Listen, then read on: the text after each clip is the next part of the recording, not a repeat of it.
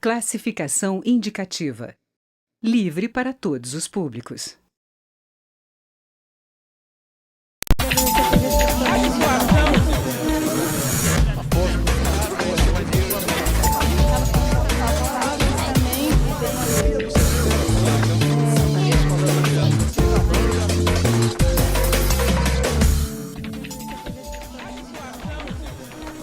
Vamos lá. Bitcoin, criptomoeda, blockchain. Você entendeu tudo? E se eu falar em Satoshi Nakamoto, você sabe quem é? Arrisca dizer se é homem, mulher ou mesmo se é uma única pessoa? Se tudo isso para você é bem familiar, parabéns. Você já foi iniciado no mundo das moedas virtuais e talvez já esteja usando para pagar boletos bancários, fazer compras em sites internacionais ou até mesmo recarregar o seu celular. Mas, se você teve a sensação de que o Expressão Nacional iria falar de videogame, passou longe. Nosso tema hoje são as moedas virtuais, um mercado que cresce significativamente, mas que preocupa autoridades monetárias, fiscais e policiais. Para entender um pouco mais sobre as moedas virtuais, suas vantagens e riscos, eu recebo hoje Fernando Risch, economista e autor do livro Bitcoin, a moeda na era digital. O deputado áureo do Solidariedade do Rio de Janeiro, autor de um projeto de regulamentação desse mercado. O deputado Alexandre Vale, do PR, também do Rio de Janeiro, presidente da comissão especial que analisa o tema. E o coordenador-geral da Secretaria Nacional do Consumidor do Ministério da Justiça, Gabriel Carvalho. Você quer tirar suas dúvidas ou dar algumas dicas? Anota aí. WhatsApp 61 996202573 ou entra no nosso bate-papo aberto em youtube.com/Câmara dos Deputados. Senhores, muito boa noite. Obrigado por terem aceito o nosso convite para esse debate, que é de um tema, acredito que novo para a maioria das pessoas que nos assiste. Então, por isso eu gostaria de começar com o Fernando Risch. Fernando, você tem um livro sobre esse assunto, tem um blog, você fala bastante sobre esse tema. Eu queria que você explicasse assim, de uma forma bem simples para a gente, em linhas gerais, como funcionam as moedas virtuais, como comprar, quais são os principais riscos e as principais vantagens dessa moeda. Muito bem, boa noite a todos, obrigado pelo convite, boa noite aos telespectadores. E acho que o primeiro passo para a gente entender isso é reconhecer, entender essa tecnologia, que isso se trata realmente de uma inovação. É uma tecnologia que a gente diz de disrupção, que ela traz muitos quebras de paradigmas, e isso, à primeira vista, acaba até espantando muita gente. A gente pode responder essa pergunta e ocupar o programa inteiro, mas eu vou tentar resumir bastante. A ideia com o Bitcoin, a ideia da criação do Bitcoin, que é a primeira de uma série, eu diria uma nova classe de ativos chamadas criptomoedas ou ativos digitais. E a ideia com a criação do Bitcoin foi criar uma moeda, um dinheiro digital. E por que eu digo isso? Nós temos hoje, na nossa economia atualmente, temos já diversas empresas e uma vasta parte da economia que é puramente digital. Empresas como Google, Facebook, YouTube, são empresas que criam riqueza, mas só funcionam e só têm aparência digital. A única coisa que faltava para esse ambiente digital, para a era da internet, era justamente um dinheiro que pudesse circular na internet. E essa foi a ideia com a criação do Bitcoin. Por isso que o nome dado pelo criador, o Satoshi Nakamoto, que por sinal é o único mistério ainda que permanece, ninguém sabe quem é, se é uma pessoa, se é um grupo de pessoas, é um pseudônimo. Mas a ideia do Bitcoin, o nome dado por ele foi Bitcoin, um sistema de dinheiro eletrônico peer-to-peer. Então, é Peer-to-Peer Electronic Cash System. E por que ele deu esse nome? Porque justamente foi com a ideia de conceber um dinheiro eletrônico de ponto a ponto e a ideia de digitalizar o nosso dinheiro em espécie. Isso até soa paradoxal, porque a digitalização do nosso dinheiro físico, o nosso papel moeda, no ambiente digital. Essa foi a ideia. Significa dizer que não existe um intermediário, é isso? Que não existe uma entidade centralizada. E esse é o ponto, talvez, que causa mais estranheza, porque a gente está acostumado com as organizações tradicionais, que sempre há um cabeça, alguém responsável, alguém que controla o sistema. E isso no Bitcoin não existe individualmente. E essa talvez seja uma desinformação que acaba circulando. não é que não existe ninguém controlando, pelo contrário, não tem uma pessoa unicamente, mas sim a todo o conjunto da rede, e aí eu digo todos os participantes e usuários que estão constantemente monitorando o sistema, que ele é aberto, é transparente, e todo mundo pode auditar e inspecionar a todo instante. Então isso é uma grande quebra de paradigma. E como a pessoa pode comprar um Bitcoin? Hoje tem diversas formas. Talvez a mais fácil hoje, mais difundida, é por meio de plataformas de negociação, que são empresas que funcionam também na internet. E são empresas estabelecidas, e a gente tem no Brasil algumas, no mundo tem diversas. Cada jurisdição hoje em dia tem pelo menos 2 ou 3, nos Estados Unidos, Europa, na Ásia, e no Brasil também temos. E são plataformas que funcionam como uma bolsa de ações. Então, ali é um ambiente online onde compradores e vendedores podem se encontrar e negociar a troca de moedas digitais como o Bitcoin, mas não apenas o Bitcoin, essa é a principal, por reais, por moeda nacional ou, se for lá fora, por moeda local, dólares, euros. Essa é a forma mais fácil de se comprar e vender. Tá. O Fernando chamou atenção para um ponto que é o fato de não ter um agente controlador. E essa é uma das coisas que preocupa bastante, não só no Brasil, mas em vários países do mundo existe uma grande discussão. Vai ser regulamentado, deve ser regulamentado ou não. Na última quinta-feira, no dia 16, o Banco Central do Brasil soltou um comunicado para o mercado em que ele fala sobre Bitcoin. E a gente vai ler aqui um primeiro trecho desse comunicado em que ele trata exatamente das questões das garantias. Vou pedir para colocar no ar. O Banco Central diz o seguinte: moedas virtuais não são garantidas por qualquer autoridade monetária. Por isso, não tem garantia de conversão para moedas soberanas, as moedas de um país, né? E tampouco são lastreadas em ativo real de qualquer espécie, ficando todo o risco com os detentores.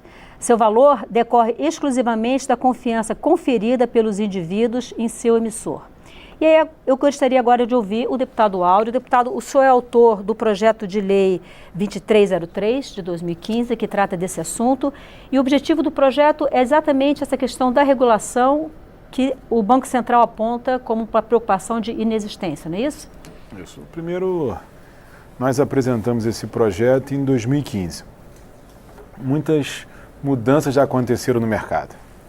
O mercado hoje é um mercado em mutação. O Bitcoin não é um problema nacional, é um problema mundial. As criptomoedas estão presentes em todo o mundo. E o Brasil, sofrendo com a influência das criptomoedas, a gente apresentou um projeto de lei para poder fazer essa ampla discussão na Câmara dos Deputados. Foi criada uma comissão especial, onde que essa comissão é formada por diversos parlamentares para começar um debate e a discussão das criptomoedas e da regulamentação no nosso país. Já tivemos a oportunidade de escutar a CVM, o Banco Central, COAF, a Receita Federal, e as discussões começaram a ficar ampla, tanto que até hoje você tem uma nota emitida pelo Banco Central já falando sobre moedas digitais. Não tinha isso. Essa discussão era muito vazia no nosso país. Nós tivemos a oportunidade já de visitar alguns países, ver como funciona em alguns países e entender o que a gente pode fazer no Brasil para avançar. Existe um mistério ainda para ser descoberto no nosso país. Existe muita gente que se aproveita de uma criptomoeda e da falta de conhecimento do povo brasileiro e cria pirâmides e utiliza sempre da falta de instrução de quem utiliza a moeda para se aproveitar e utilizar do mercado. Por isso que a gente apresentou um projeto regulamentando, criando ali um ambiente seguro para que as pessoas possam investir e possam utilizar as criptomoedas no Brasil. Deputado Alexandre Vale, eu tenho aqui um comentário da Patrícia Gonçalves, ela entrou no nosso Facebook, ela é do Rio de Janeiro, ela diz o seguinte: qual a garantia existente para esse tipo de aplicação? A preocupação dela. Há pouco tempo houve uma significativa desvalorização dessa moeda e quem perdeu foi o investidor desprevenido. Mas, por outro lado, o Arthur Moura, também do Rio de Janeiro, ele diz o seguinte: estão querendo só pegar uma casquinha de tudo, até de uma moeda independente, só porque estão sofrendo pressão dos bancos, é a opinião do Arthur. Então, gostaria da sua opinião sobre essa questão da regulação. Bom, Maristela, boa noite a todos, boa noite aos telespectadores. Realmente o Bitcoin é algo novo, não só para o Brasil, mas como o mundo como um todo, né? Mas ela tem razão, você não tem quem lastreie, você não tem quem garanta isso. Eu, por exemplo, assim que assumi a comissão, a presidência da comissão, eu fui buscar entender o que era isso. Criei uma carteira digital e coloquei em 23 de maio uma quantia transferida por um amigo que estava tentando me explicar o que era o Bitcoin. Ele transferiu para essa carteira $250. Desses $250, eu transferi para 2 amigos na mesma explicação, porque também não conheciam, 52 para um e 7 para outro. Hoje, essa minha carteira, eu tenho $673. Naquela época, o Bitcoin valia $2.000, hoje está valendo 8.050. Quem lastreia isso? Se eu precisar materializar isso, como é que eu faço? Eu me lembro ainda quando jovem, quando um garoto, meu tio era gerente do Banco Nacional, e ele disse que tinha um senhor que ia lá todo dia, tirava o saldo da conta, sacava o dinheiro, contava e depositava. Era só para saber se o dinheiro estava lá. Você não pode fazer isso com o Bitcoin. Eu não achei ainda uma forma de sacar, de comprar. Eu tenho muita preocupação. Eu acho que, a gente fala de Bitcoin, mas existem aproximadamente 1.058, 1.060 moedas, criptomoedas no mundo. Eu acho que isso pode ser uma grande bolha. Acho que o país tem que regulamentar, tem que criar regras, tem que entender isso para que não haja efetivamente essa lesão. Com relação aos bancos, eu acho que os bancos, é claro que têm todos os interesses. Nós na comissão não fomos procurados por ninguém, muito pelo contrário, trouxemos aqui o Banco Central, já fizemos diversas audiências públicas, fizemos questão em todas elas, praticamente trazer a CVM, trazer o Banco Central, para que a gente possa entender a Receita Federal, né, a Polícia Federal, para entender como essa operação é feita. Nós tivemos aqui no Distrito Federal, há pouco tempo, um grande golpe envolvendo criptomoedas. Então essa é a preocupação que nós temos. Você não consegue materializar, o investidor vai colocar aquilo ali, quem regula? Qual é o lastro que tem? Como é que vai se fazer? Como é que eu consigo comprar? Qual é a garantia? É diferente de uma aplicação em bolsa, que você tem as corretoras, você tem a fiscalização. Então, essa é a grande preocupação do consumidor final, porque nós recebemos outro dia, participou da nossa comissão, o deputado Celso Russomano, que disse que foi demandado no seu programa da defesa do consumidor por um investidor que perdeu uma fortuna e não tem a quem buscar, não tem a quem procurar. Então essa é a preocupação que nós temos, dar a garantia ao consumidor. Agora, para isso, eu acho que o Banco Central precisa entrar, eu acho que os órgãos reguladores do país precisam entrar, principalmente na questão da lavagem de dinheiro, do tráfico de drogas, do tráfico de arma, que vira e mexe a gente vem vendo na televisão, utilizando até sequestro, pedindo resgate em moedas virtuais. Eu não quero aqui falar Bitcoin, porque senão daqui a pouco você está apenas citando uma moeda, quando na verdade nós temos milhares de moedas pelo país. Porque acaba mundo. Que o Bitcoin acabou ficando mais ou menos igual o Bombril, o Gillette, né? A gente fala em moeda virtual, a gente fala Bitcoin, né? A gente fala de esponja de aço, a gente fala em Bombril, enfim. São aquelas coisas que a marca acaba assumindo, né, a característica do produto. Gabriel Carvalho, você é da área de defesa do consumidor do Ministério da Justiça, não é isso? E está sendo falado muito nisso, na proteção da pessoa que transaciona com Bitcoin, né? Eu assisti a um dos vídeos do Fernando Urrich e ele chamava muita atenção para o cuidado que a pessoa tem que ter com a sua chave, que é a sua senha, que se porventura perder, não tem pergunta para lembrar, não dá para mandar um e-mail e pedir um novo link, como acontece muitas vezes, né? Perdeu. É como você pegar um pacote de R$100, moer e jogar no lixo, né? E aí eu quero saber qual o olhar do Ministério da Justiça em relação a esse consumidor de Bitcoin. Bom, primeiro boa noite a você, Maristela, deputado Áureo, deputado Alexandre Vale, o professor Fernando Urrich. Boa noite especial a quem nos acompanha, o nosso telespectador e internauta. Nós estamos dizendo aqui hoje à noite que este tema é um tema novo e justamente pela sua novidade e complexidade traz uma série de perguntas ainda por serem respondidas ao longo dos próximos anos, eu diria. Mais ainda, ele é novo para a defesa do consumidor. Então, nós estamos ainda num processo de compreensão sobre o assunto, estudando o caso e, claro, preocupados. Tem um aspecto aqui importante, que é o fato de que nós estamos falando sobre Bitcoin e outras moedas virtuais. É muito importante, já foi dada a explicação, entender o que é isso. E aí depois, talvez a gente pode falar um pouquinho do histórico do que seja uma moeda.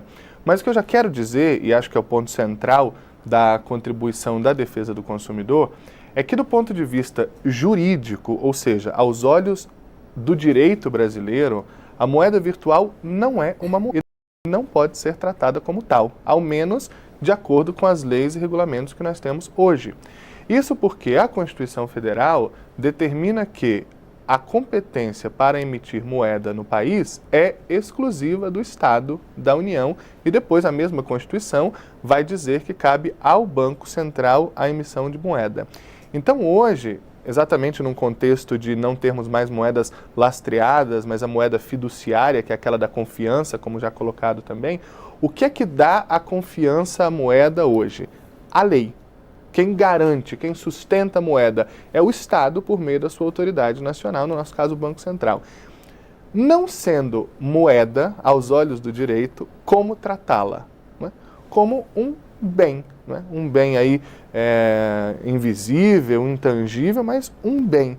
Nesse sentido, o que cabe para compreender a moeda virtual é um contrato, é uma relação de contrato, por isso entram aqui as necessidades de utilização dos princípios do contrato e os princípios das relações de consumo para esse tipo de mercado. Como dito também, são normalmente empresas que estão prestando um serviço no mercado e o investidor, e aqui nós podemos sim chamar esse investidor de consumidor, dada a sua vulnerabilidade, o investidor procura essas empresas que prestam um serviço. Então, você diria que na visão da sua área, o Bitcoin está mais na esfera, por exemplo, da CVM, para ser tratado como título imobiliário, do Banco Central, da Autoridade Monetária?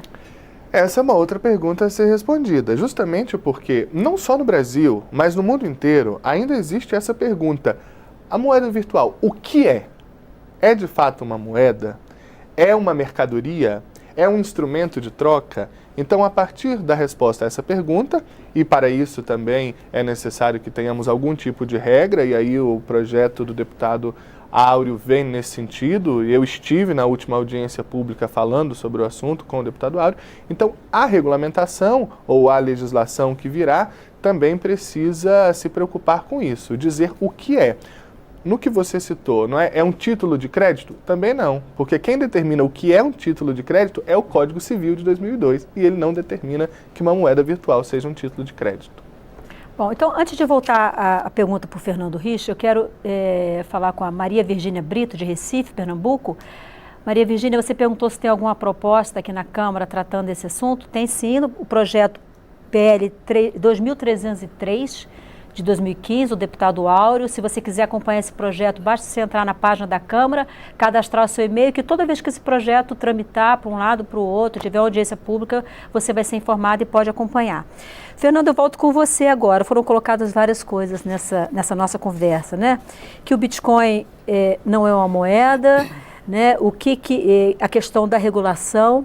A gente falou do comunicado do Banco Central, mas a CVM, a Comissão de Valores Mobiliários, também já soltou comunicado falando sobre isso, e ela chama atenção para o fato de que as exchanges das empresas onde esse Bitcoin é comprado e vendido, elas também não são regulamentadas, não são supervisionadas pela CVM. Então, meio que fica, por risco, o risco é de quem resolver operar com uma empresa dessa. O que você pode falar para a gente sobre isso? Muito bem, bom, tem diversos pontos aqui. A questão da classificação do Bitcoin realmente, ou de criptomoedas, é algo que a gente precisa ainda classificar. Não há, se a gente procurar na nossa legislação ou no marco legal em diversas jurisdições, a gente não tem ainda uma casinha pronta, o Bitcoin se enquadra aqui. Isso realmente não existe. E como o Gabriel falou, não é do ponto de vista legal nosso, jurídico, brasileiro, não é uma moeda. Isso está claro. E eu considero que talvez a classificação mais correta hoje seja como uma commodity. Mas é uma commodity invisível, digital. E por isso é um novo paradigma, porque pela primeira vez a gente tem no ambiente online, no mundo digital, a escassez. E há uma escassez autêntica que antes a gente não tinha, que era o paradigma vigente no mundo digital, era justamente o oposto, da abundância. E agora a gente conseguiu replicar, agora eu digo essa inovação, conseguiu replicar a escassez do mundo físico no mundo digital. Com relação a esquemas de pirâmide, e o deputado Alexandre Vale citou um caso recente em Brasília, no Distrito Federal, e acho que é preciso separar e distinguir muito bem o que são moedas criptográficas, o que são essas criptomoedas, que são tecnologias novas, descentralizadas, e quem detém uma criptomoeda detém o ativo, ele é o próprio ativo. Um Bitcoin é o ativo em si. Então, até eu discordo da visão que seria não há uma relação contratual. Quem tem um Bitcoin pronto. É importante a gente fazer, talvez pertinente fazer a analogia do ouro. É o ouro digital. Quem tem uma barra de ouro não tem uma relação contratual com ninguém. E o que o ouro vale, o que um Bitcoin vale? Vale o que o mercado disser. É realmente, aí nesse caso, as forças de mercado, a lei da oferta e demanda, quem está comprando e quem está vendendo, é assim que se precifica um Bitcoin. E no mundo inteiro, nessas chamadas exchanges, que são as bolsas de Bitcoin, que temos em diversas jurisdições. Para mim foi muito importante, recentemente a gente teve, no caso da Suíça, o órgão regulador do mercado financeiro, que na Suíça não é o Banco Central, tem um órgão separado que é o FINMA. Ele soltou uma nota muito importante, distinguindo muito bem, olha, teve um caso recente, isso foi na Suíça, de uma empresa similar ao caso recente no Distrito Federal, que é uma empresa centralizada que estava vendendo, na minha opinião, acho que a concepção mais correta, vento digital, porque era um esquema de pirâmide, não tem nada a ver com moedas criptográficas descentralizadas. E esse órgão suíço fez essa distinção muito clara. Existem moedas criptográficas reais, como é o caso do Bitcoin, e existem esses outros esquemas que aí sim caem na esfera criminal e que deve ser investigado sem dúvida, mas são coisas distintas. Uma outra visão que também é importante frisar, não se deve ver quem olha o Bitcoin, essa tecnologia, como um investimento, não é uma aplicação. Porque quem detém um Bitcoin não tem nenhum rendimento atrelado a esse investimento, não há nenhuma promessa de retorno. Ele tem essa unidade de Bitcoin ou de outra criptomoeda e conforme o preço varia, ele vai ter exposição à variação de preço desse ativo. Mas como o deputado Alexandre Vale comentou, não há nada que garante isso. Então, qual é o lastro do Bitcoin? Como é que a gente consegue ter uma certa garantia? No fim das contas, essa garantia de poder de compra do Bitcoin e de outras criptomoedas, ela ainda existe, como há para outros ativos também. Ninguém pode garantir que uma ação da Petrobras ou de outra empresa vai valer o que vale hoje para sempre. Não há essa garantia. O que há, pelo menos, do lado das criptomoedas é uma certeza e uma transparência com relação à sua oferta. Então, a quantidade de Bitcoins ou outras criptomoedas que pode ser criada, isso sim pode ser verificado, é de conhecimento público e isso pode ser auditado e é impossível burlar essa regra. Então, pelo menos do lado da quantidade de Bitcoin em circulação, digamos, a inflação de Bitcoins, ela é sabida e não há maneira de uma outra entidade ou de usuários tentar burlar essa regra e inflacionar a moeda, depreciando o valor desse ativo. Foi definido um limite de 21 milhões de unidades. Exatamente. A ser emitido até 2140, é isso? Exatamente.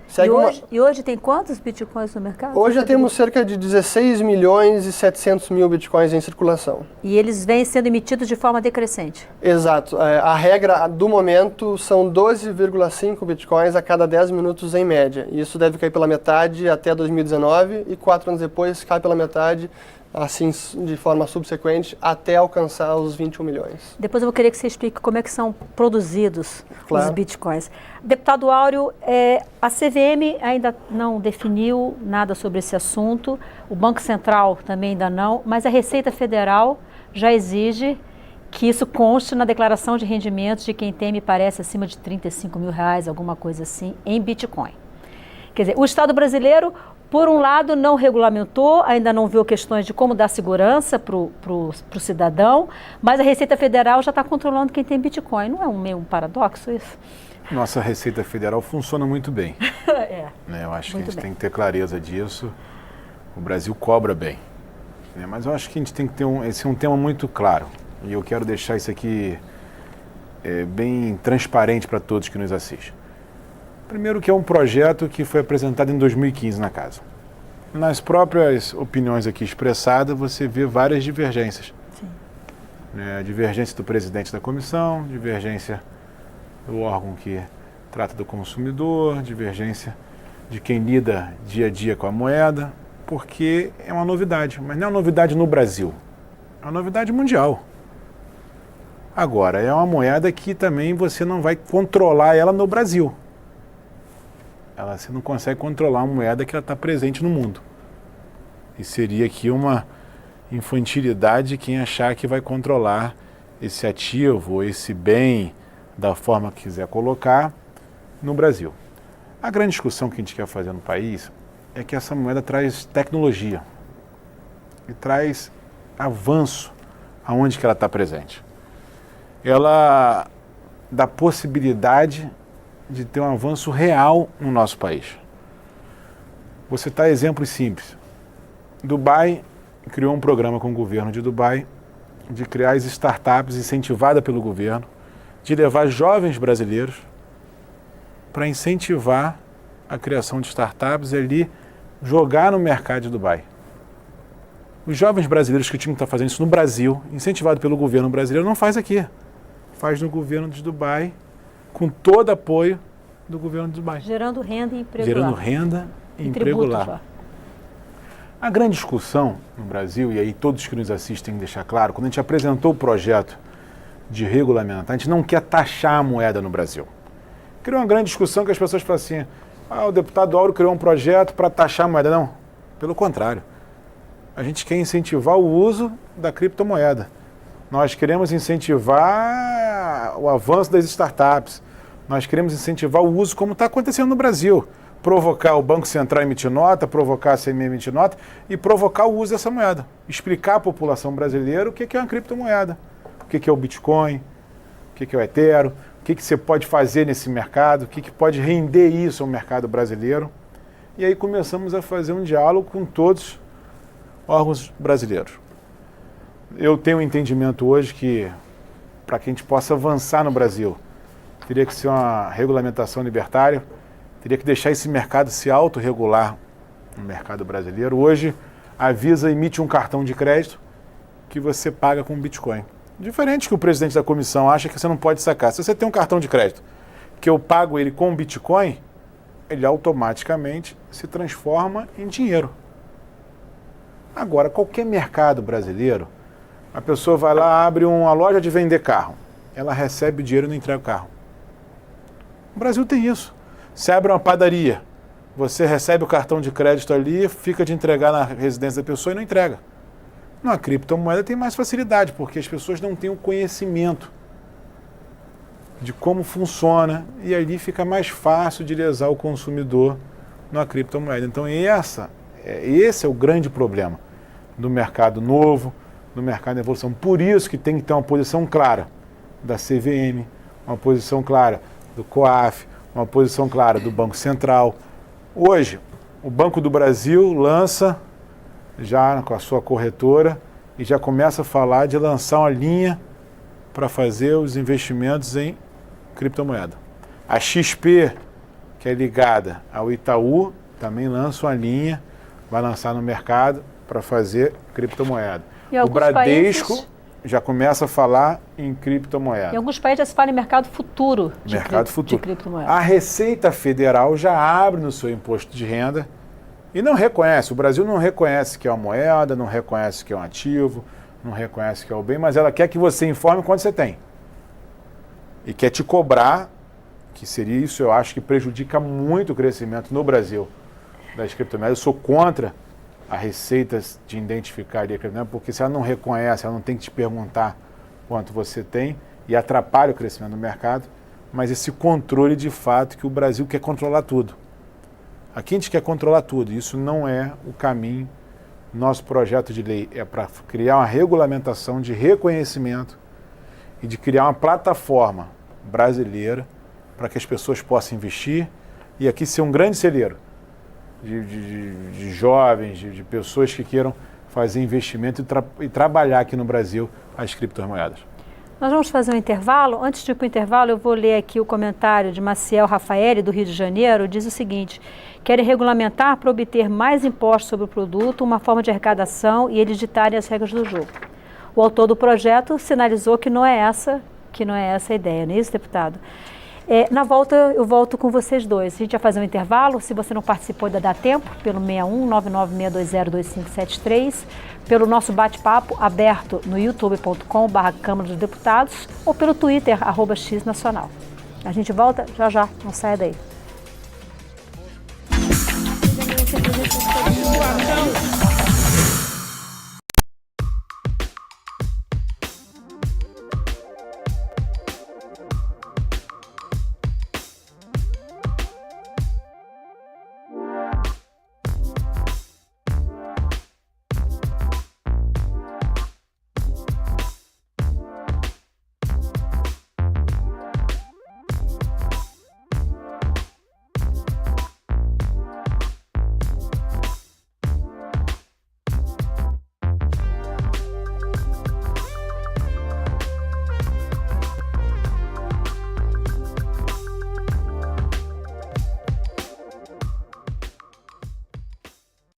Política nacional em um toque.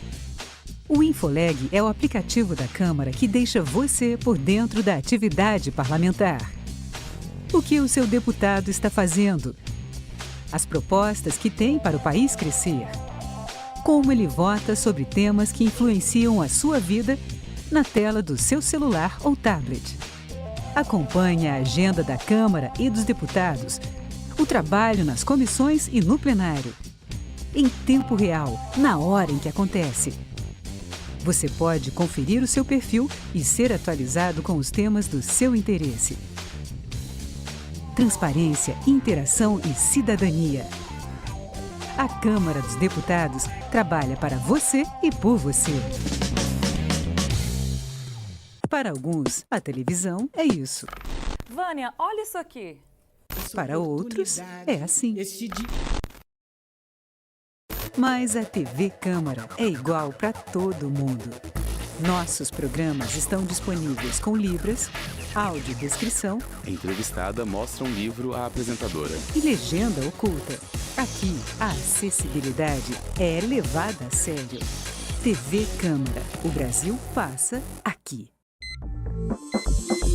Em Brasília, 7 horas, está no ar o Com a Palavra, programa para debater o que acontece na Câmara dos Deputados. E o que acontece no Congresso Nacional. Parlamentares, especialistas, ativistas e você, ouvinte, com a palavra. E se você quiser dar uma espiada no nosso estúdio, é só entrar no YouTube. Acesse www.câmara.leg.br/YouTube. Acompanhe o jornalismo da Rádio Câmara na maior rede de compartilhamento de vídeos do mundo. Eu sou Lincoln Macari. Eu sou Elisabel Ferriche. Estamos aqui de segunda a sexta, sempre às 7 da manhã.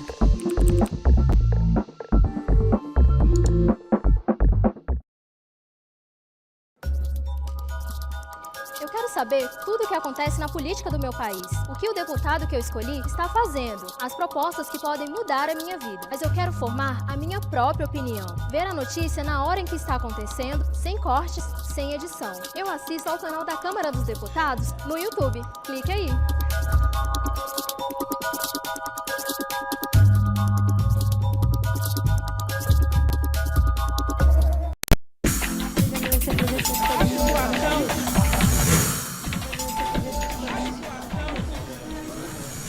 Olá, o Expressão Nacional está de volta. Hoje nós estamos falando sobre moedas virtuais.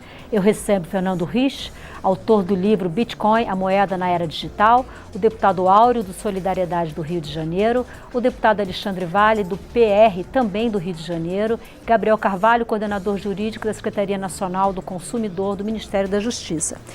Deputado Alexandre Vale, eu volto com o senhor. Deputado, eu gostaria de comentar dois pontos com o senhor.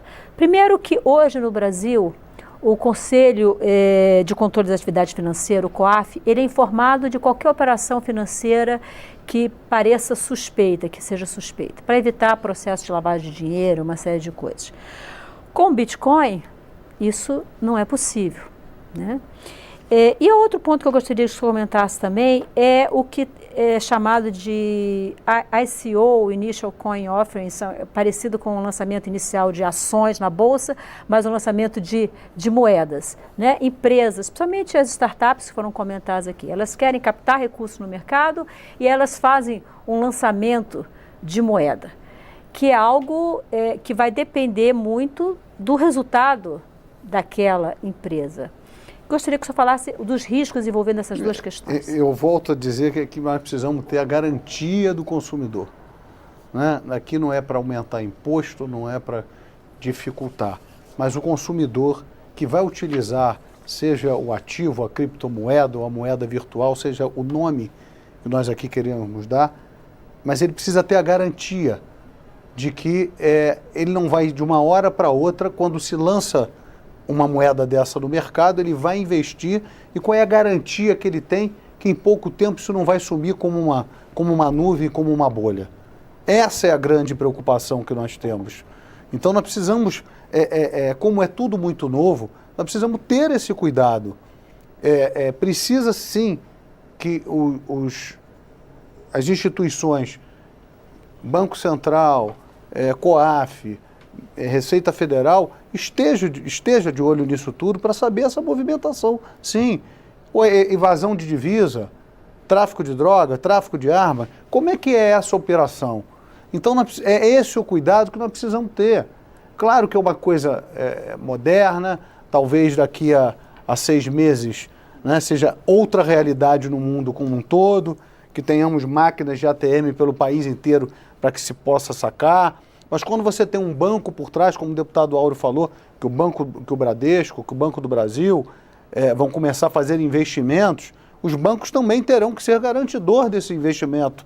Então, quando você passa a ter esta garantia, você faz com que o consumidor ele possa investir mais, ele possa saber aonde está o dinheiro dele, para que de uma hora para outra o recurso dele, o dinheiro dele não vira uma ação, que é diferente quando você faz um investimento na Petrobras, por exemplo, você tem um vazamento de petróleo, as ações caem, você sabe qual foi o motivo que ela caiu.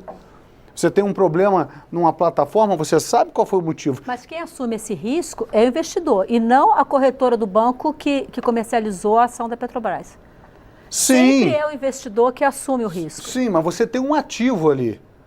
A gente não sabe de onde veio, a gente não sabe para onde vai.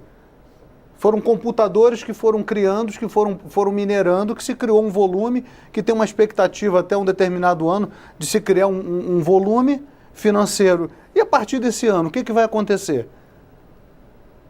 Uma moeda que sobe astronomicamente num valor que a gente não sabe a razão. Quando eu faço o comparativo da Petrobras, eu sei que furou o poço de petróleo, vão produzir 50 mil barris, as ações sobem. Aqui não. Você abre uma carteira virtual, você tem hoje 8 mil dólares, mas amanhã pode ter 2 mil dólares, como já aconteceu, por uma razão que ninguém sabe. Então, o que nós precisamos ter é a garantia de que o consumidor não vai ser lesado, que o investidor não vai ser lesado. Quando o deputado Áureo fala que você vai lá, compra um carro e não recebe, você tem forma de penalizar a concessionária, a pessoa jurídica, a pessoa física. Você vai com a polícia atrás. Aqui não vai. Porque o que aconteceu, eu volto a citar o exemplo de Brasília, investidores investiram dinheiro, quando quiseram sacar, não conseguiram sacar, enquanto a empresa, os empresários, né? Os empresários estavam andando de carros importados, viajando em iate, de jatinho para lá e para cá. Isso estimula as pessoas a terem a felicidade, né? O prazer, então colocaram o dinheiro ali e de uma hora para outra perderam tudo. E não tem aonde cobrar. Se não botarem a mão neles, não sabe como é que vai fazer. Então é essa a preocupação que nós temos. Acho que é novo, nós não podemos deixar passar, precisamos estar atentos, os órgãos precisam estar de lupa em cima, que é uma realidade, é verdade, é uma realidade. Não é uma tendência a retroagir. só avançar. Dizem que só se desligar a internet que acaba com tudo, né? Que não tem outra forma, não é isso, Fernando? Sim, mas e se desligar? E aonde estão esses computadores? Né? Essa é a grande questão. Se eu puder agregar, na questão das garantias, essa preocupação, a gente poderíamos quebrar em 3 garantias, digamos assim. Primeiro, a garantia de usabilidade ou da tecnologia. Essa preocupação, se eu tenho hoje um Bitcoin, o que me garante que amanhã eu vou ter um Bitcoin? Aí é uma questão de tecnologia e se ela funciona ou não. E o Bitcoin, que é a principal, que já está funcionando há quase 9 anos, sim, a tecnologia funciona e é preciso saber usar. Esse, inclusive, foi o meu grande objetivo escrevendo e estudando, é para instruir as pessoas a saber usar. Então, sabendo os riscos de uso, guardar a senha com segurança, você sabe que se hoje você tem um Bitcoin, amanhã você tem um Bitcoin. E ao contrário do papel moeda que se rasgar foi embora, com o Bitcoin é possível fazer backups das senhas, então é possível mitigar esse risco. A outra garantia, que é o risco de preço, essa infelizmente não tem como garantir o poder de compra no mercado. É o mercado que vai decidir se hoje o Bitcoin está valendo X, se amanhã vai valer 20% mais ou 30% mais. Infelizmente ainda é muito volátil. Como é algo ainda muito novo, o mundo inteiro está aprendendo a precificar isso. Então essa garantia, infelizmente, ninguém vai conseguir dar no mundo inteiro, não é apenas no Brasil essa preocupação. E por fim, a garantia que eu digo de exchanges ou de empresas que lidam com criptomoedas, como essas plataformas que existem no Brasil e lá fora, elas são empresas estabelecidas, não são empresas fora da lei, são empresas com CNPJ, com sede física, e que se elas lesarem os consumidores, elas podem ser acionadas na justiça. E por isso é importante a gente separar o que são plataformas que facilitam a negociação de criptomoedas e o que são outros esquemas de pirâmide, que são vento digital, que são empresas centralizadas que claramente oferecem retornos descabidos, sem nenhuma garantia nem nada, e aí é realmente um caso de polícia, e é coisa distinta, e é por isso que a informação é essencial. Instruir o consumidor, instruir a dona Maria que está nos assistindo, é fundamental para que senão não acabe comprando gato por lebre. Gabriel Carvalho, eu tenho aqui vários comentários, o pessoal nas redes sociais, de maneira geral, está absolutamente contra a regulamentação do Bitcoin. Inclusive, o Israel Finardi, ele se diz um entusiasta do tema Bitcoin, ele é do Rio Grande do Sul, ele é do Rio do Sul, perdão, Santa Catarina. Ele diz o seguinte: se o motivo para a regulamentação foi a desculpa de que usam Bitcoin para lavar dinheiro, ele não vai nem assistir. Eu espero, Israel, que você esteja assistindo ao nosso programa, acho que a nossa discussão está indo um pouquinho além disso. E aí, Gabriel, eu gostaria de ouvir em relação a esse ponto da questão da criminalidade que se diz que pode estar por trás disso tudo. Que medida o Bitcoin pode facilitar, por exemplo, a lavagem de dinheiro? Porque as operações, elas são rastreáveis, mas elas não são identificáveis, não é isso? Eu não sei quem está por trás, quem é o CPF, a pessoa que está por trás daquilo, quando ela compra e transaciona um Bitcoin. E toda vez que se fala em operações que não são conhecidas, isso chama atenção para lavagem de dinheiro, para financiamento do narcotráfico, para financiamento, inclusive, do terrorismo internacional. Né? O terrorismo internacional se vale muito desse tipo de transação que não é muito identificada. No Ministério da Justiça, o que tem sido pensado em relação a isso? Olha, esses pontos são muito importantes e são várias questões colocadas no bojo daquilo que você citou, Maristela. Primeiro, acho que vale a pena um comentário aqui sobre o que significa regulamentar. Talvez não se está tendo a visão correta do que isso signifique. Regulamentar significa estabelecer alguns critérios, algumas regras para o exercício de uma atividade econômica com um objetivo principal: a garantia do interesse público, a garantia do bem da sociedade. Isso é atividade de regulamentar. Então é olhar o mercado e estabelecer normas, diretrizes para que uma atividade econômica seja prestada da forma correta. Então, eu quero reiterar aqui que sim, é preciso regulamentar e muitos países já o fizeram. Estados Unidos e uma série de outros que nós poderíamos dizer aqui. O problema é em que medida regulamentar e que tipo de intervenção o Estado vai querer fazer. E aqui eu faço minhas as palavras do deputado Áureo, tanto hoje como na última audiência pública que nós tivemos. A intenção é dar algumas diretrizes para que esse mercado seja seguro. Então eu quero deixar muito claro aqui que nem eu, nem a defesa do consumidor somos contra o Bitcoin ou a criptomoeda ou a moeda virtual, de maneira alguma. E nós acreditamos sim que existe aqui um aspecto importante de desenvolvimento econômico, de desenvolvimento tecnológico, e os cidadãos brasileiros devem sim ter acesso a esse tipo de ativo e fazê-lo como quiserem. A intenção é que o Estado brasileiro possa dispor de instrumentos para que esse mercado seja seguro para o cidadão que nos acompanha e que faz a sua intervenção. Sobre isso, eu quero dizer também que o Código de Defesa do Consumidor estabeleceu, e ele é do ano de 1990 e veio por um mandato da própria Constituição Federal, a Política Nacional das Relações de Consumo. Sendo ou não relação de consumo, são alguns princípios que podem ser utilizados em todas as outras relações. Um dos critérios da Política Nacional das Relações de Consumo é a atuação do Estado para garantir equilíbrio no mercado, harmonização dos interesses diversos, então, de quem está explorando a atividade econômica e do cidadão consumidor, e também garantir o desenvolvimento econômico e tecnológico com base na boa-fé e na transparência em todo tipo de relação jurídica. E aqui acho que o ponto central é aquele que citou o professor e que você também citou. O ponto central aqui é informação. Informação. Por quê? Você disse corretamente. Quem assume o risco é o investidor, neste ou em outro modelo. A questão é, a informação é a arma mais poderosa que o cidadão tem, que o consumidor tem, que o investidor tem, para tomar a sua escolha de consumir ou não, de investir ou não, de entrar em certo negócio ou não. Quando ele tem informação clara, precisa, correta, de uma forma que ele possa entender, esse é um instrumento de maior empoderamento que ele dispõe para tomar as suas decisões, especialmente quando nós temos dinheiro envolvido, um dinheiro tão precioso para os brasileiros hoje. Em relação a essa parte criminal, Gabriel, o que o Ministério da Justiça tem discutido em relação a isso? Olha, assim como dito, inclusive pela CVM nos últimos dias, no seu comentário, isso já foi dito também por outras autoridades, inclusive pelo Ministério Público Federal, existe sim um risco, e foi muito bem lembrado pelo deputado Alexandre Vale, existe um risco de lavagem de dinheiro e de evasão de divisas.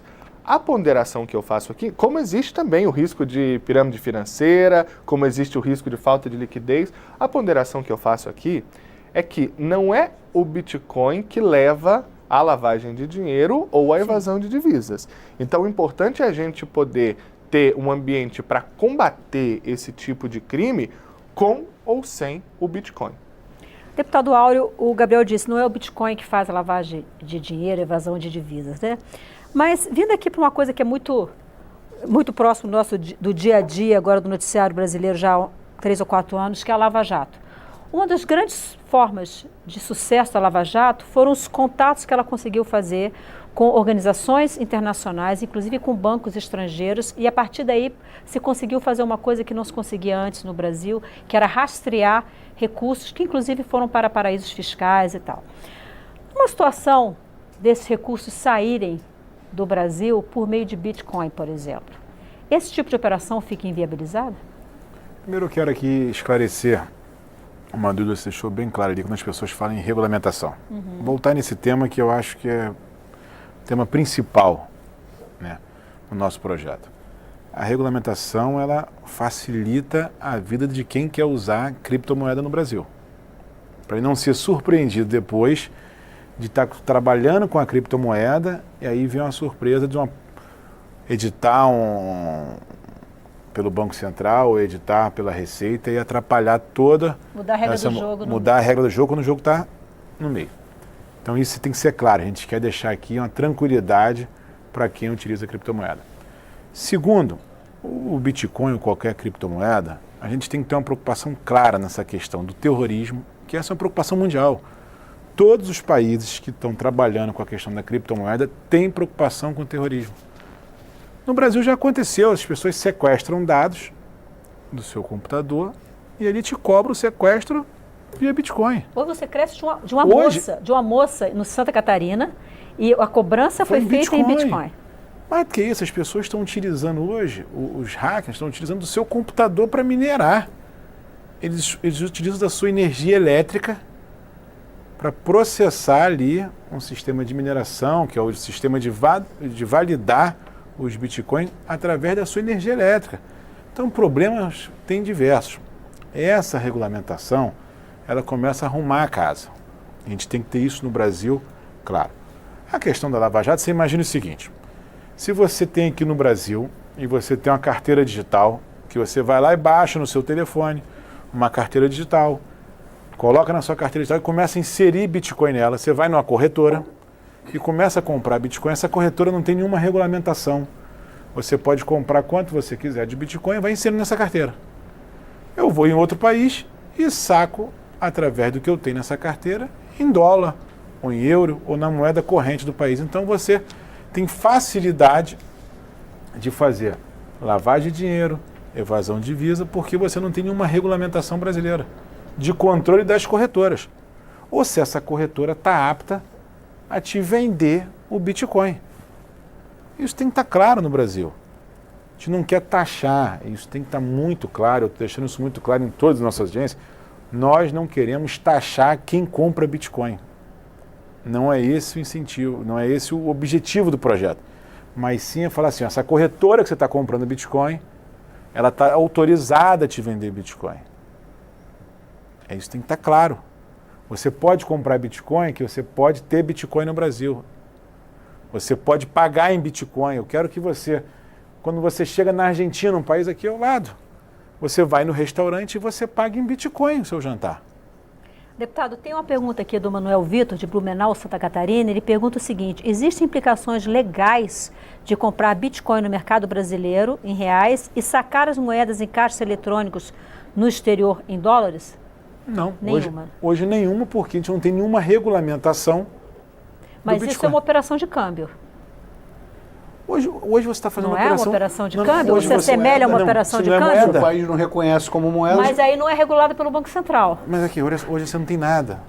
Hoje o Bitcoin, só a Receita Federal, que ela não pode falar, ela não poderia nunca colocar no seu imposto de renda quantos Bitcoin tem, porque ela não reconhece. Aqui, o Brasil não reconhece. A Receita está cobrando ganho de capital em cima de valorização de Bitcoin. Ela não pode reconhecer como nada, porque ela não reconhece que aquilo é um ativo, ela não reconhece que é uma moeda, ela não reconhece que é um bem. Você não pode taxar, você não pode cobrar, você não pode fazer nada. E esse também não é o objetivo.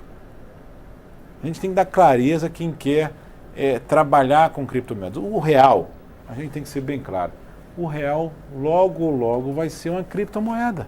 É muito caro você emitir uma nota. Por que o Bitcoin no Japão é um grande sucesso? A facilidade... Foi regulamentado em abril, não é isso, no Japão? Mas a facilidade do japonês utilizar a moeda digital. Mas é interessante que, a menos que eu esteja enganado, o japonês, ele prefere usar papel moeda a usar cartão de crédito. Eu li que 70% das transações... Ele prefere usar moeda digital... Não, hoje ele está usando moeda digital, mas o japonês, ele tem uma tradição maior de usar mais papel moeda do que cartão de crédito, não é isso? Eu li isso, me chamou a atenção isso. No caso japonês eu não sei, mas nos países nórdicos, Suécia, Noruega, aí o uso de papel moeda é muito baixo. Chega a limite como 90% das transações são feitas da forma eletrônica ou com o uso de cartões de crédito. Estela, só fazer uma complementação, que eu acho importante na fala do Gabriel e do deputado Áureo, é que em momento algum, tanto no projeto de lei quanto na comissão, nós estamos falando em proibição. Nem taxação. Dizer que, olha, nós não queremos isso no Brasil. Não é isso. Mas nós queremos efetivamente dar a garantia de quem usa. Essa é o papel da comissão e é isso que por isso a gente vem debatendo tanto. Nós não estamos falando em momento algum em proibir. E uma coisa tem que ficar clara também, que o projeto não trata só de Bitcoin. Trata de arranjo de pagamentos. Trata de milhagens. É amplo o projeto para não ficar restrito, só que o projeto foi criado para trabalhar com Bitcoin. Não. Foi para dar garantia nesse mercado, que é um mercado em evolução. E todas as reuniões que foi praticadas na comissão especial foi muito clara. O entendimento que está caminhando com nobres pares lá é de a gente ter uma regulamentação libertária, que eu acho que vai ser o grande avanço para o mercado brasileiro. Eu acho que vai atrair investimentos, vai atrair criação de startups, vai ter um olhar mundial para o Brasil para aqui ser um país referência na questão da regulamentação de avanço. Não pode a Argentina estar na frente do Brasil. Você chega na Argentina, ter facilidade de jantar na Argentina, de pagar o seu jantar em Bitcoin, a gente está aqui pedalando ainda para utilizar uma criptomoeda no mercado brasileiro, que é muito mais aquecido, com maior facilidade de acesso. Então, Fernando Risch, nosso tempo está praticamente esgotado, mas foi falada uma palavra aqui que eu não gostaria de deixar o nosso telespectador sem saber o mínimo. O que é minerar um Bitcoin? Essa é a palavra difícil de explicar. Mas vou resumir em uma frase apenas e depois eu quero entrar na regulação porque acho que é importante também esclarecer alguns pontos. Mineração é o nome dado ao processo de validação, registro e incentivo à segurança do sistema. Validação e registro das transações, incentivo à segurança do sistema. Todas essas tarefas que se denomina mineração. E é mineração porque quem faz essas tarefas, quem executa, é recompensado com os bitcoins que são criados do nada. Assim que funciona a mineração. Mineração é igual à segurança do sistema, é importante frisar isso. Mas só quem tem computadores de grande porte hoje em dia consegue fazer isso, não é isso? Hoje em dia, sim, já é uma indústria especializada. Precisa um maquinário intensivo, requer muito processamento, força computacional, energia elétrica, então não é qualquer computador que pode minerar bitcoins, por exemplo. Sobre a regulação, acho que é importante frisar, porque a gente pode ter regulação positiva e regulação negativa. Quando a regulação traz clareza das regras, inclusive das regras já existentes, se aplicam ou não, que é o caso brasileiro, no Brasil a gente não tem carência de regras, tem excesso de regras.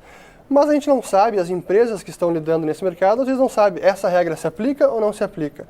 Nesse sentido, a regulamentação pode ser benéfica porque traz clareza, reduz a incerteza para quem está empreendendo, as empresas que estão lidando, as corretoras, as exchanges e segurança também para o consumidor que lida com essas empresas. Nesse sentido, pode ser muito benéfica sim, e acho que foi a abordagem principal na Suíça, no Japão, esclarecer esses pontos, trazer clareza e não buscar restringir. E aí que eu acho que a regulação pode ser negativa se ela restringe o mercado, se ela impõe regras muito restritivas, se impõe custos talvez desnecessários, aí ela pode acabar impedindo o mercado de florescer e acho que é isso que a gente tem que evitar a todo custo, ou quanto for possível. Então preciso distinguir regulação positiva e negativa. Senhores, infelizmente nosso tempo está esgotado. Eu sei que a gente não chegou nem perto de esclarecer tudo que se pode falar sobre moedas virtuais, Bitcoin. Eu imagino que o projeto, eu tenho certeza, o projeto do deputado Áureo ainda vai ser bastante discutido aqui na casa. Deputado, o seu projeto ele vai a plenário, ele é conclusivo nas comissões? Como é que é isso? Vai a plenário. Vai a plenário. Então, quando for plenário, vamos voltar aqui, já tiver com relatório, para a gente conversar um pouco mais sobre isso, saber o que a Câmara efetivamente está propondo em relação a isso. Eu quero agradecer Fernando Risch, economista, autor do livro Bitcoin, a moeda na era digital. Você está com o seu livro aí? Não estou com ele aqui. Onde é que ele pode ser encontrado? No site do Instituto Mises Brasil, mises.org.br. Ele é gratuito, basta baixá-lo. Se quiser imprimir também e vendê-lo, pode fazê-lo. Com Bitcoin. E aceita Bitcoin. Aceita Bitcoin.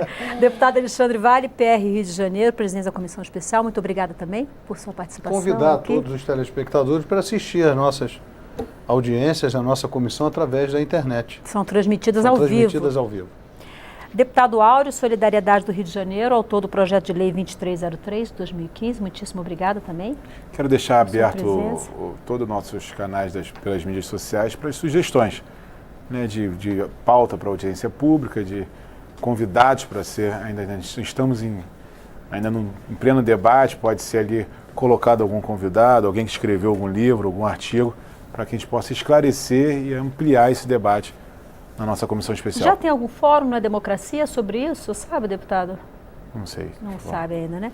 Gabriel Carvalho, coordenador-geral da Secretaria Nacional do Consumidor, do Ministério da Justiça, muitíssimo obrigada também por sua presença. Muito obrigado, Maristela. Obrigado ao convite da TV Câmara, que presta um serviço muito relevante à sociedade. Agradeço ao deputado Áureo, ao deputado Alexandre, ao Fernando e, sobretudo, ao nosso telespectador que nos acompanhou, e deixo a Secretaria Nacional do Consumidor do Ministério da Justiça, que está trabalhando incansavelmente pelo bem dos consumidores brasileiros, à disposição. Você de casa que nos acompanhou, eu perguntei para o deputado Áureo se já ouviu algum fórum, não é democracia, eu não sei dizer também se há, mas eu sugiro que você dê uma entrada lá, é democracia.leg.br, é um espaço de debate absolutamente democrático aqui da Câmara. Se porventura não tiver um fórum aberto, você pode propor a abertura de um fórum para discutir esse assunto. Com certeza o deputado Áureo, tenho certeza que ele vai aceitar um convite para participar de discussões lá, né? Esse é um tema, moeda virtual é um tema, vamos dizer assim, do século XXI, tema moderno, então nada melhor do que discutir num site democrático e aberto também. Muitíssimo obrigado por sua participação, por sua audiência. Na próxima semana, o Expressão Nacional vai falar de fake news. Como as notícias falsas, as notícias criminosas estão cada vez mais comuns no meio político, já ameaçam a qualidade do debate democrático. O Expressão Nacional volta na próxima terça, às 9 da noite, ao vivo, aqui na TV Câmara. Eu sou Maristela Santana e eu espero você. Até lá.